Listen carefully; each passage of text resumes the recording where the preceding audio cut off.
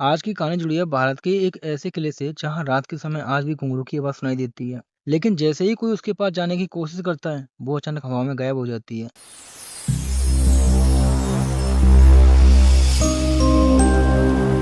Hello friends, welcome back haunted nights, जहां मैं लेकर आता हूं दुनिया की सबसे रहस्यमयी और डरावनी कहानियां।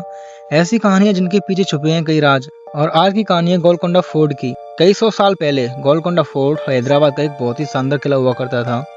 किले में राजा, सैनिक, कलाकार रहते थे। उसी किले में एक मशहूर गायिका रहती थी जिसका नाम था तारामती।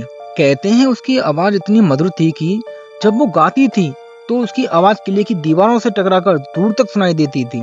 हर रात किले में महफिल सजती थी। तारामती अपने पैरों में घुंघरू पहनती थी और गाते गाते वो नाचती भी थी। उसके घुंघरुओं की आवाज पूरे किले में गूंजती थी। वहाँ के राजा और दरबार लोग उसकी कला को देखकर बहुत ही प्रसन्न होते थे।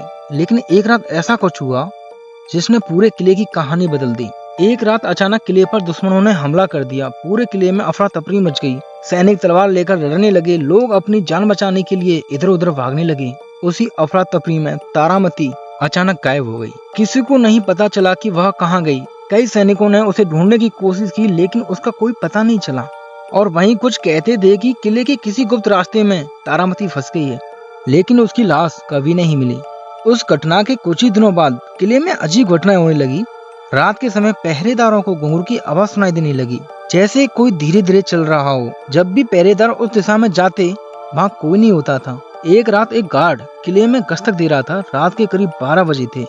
अचानक उसने देखा कि किले के टूटे हुए महल के पास एक औरत खड़ी है। उसने सफेद कपड़े पहने हुए थे और उसके पैरों में घुंघरू थे।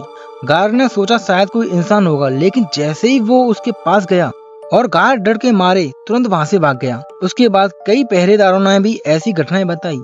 कई लोगों ने कहा उन्होंने सफेद कपड़ों में एक औरत की परछाई देखी है।